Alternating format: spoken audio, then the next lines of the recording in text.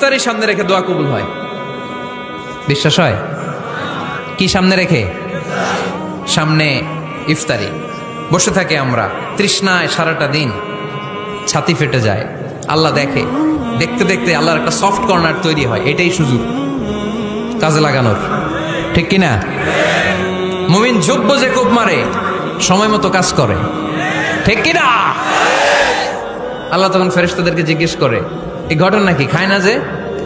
খায় না কেন? আল্লাহ রোজা রাখছে। এগুলো কি? রো আফজা, পেঁয়াজ, আলুর চপ, বেগুনি, মুরগির রান খায় না। খায় না কেন? ওরা যে ক্ষুধার্ত। আল্লাহ আপনার ভয়ে। তাই কি চায়? আল্লাহ আপনার কাছে ক্ষমা চায়। ক্ষমা চায়, আল্লাহ রহমতের দরিয়ায় জোশ খেলে যায়। আল্লাহ তখন বলে, আমারে দেখছে নাকি ওরা?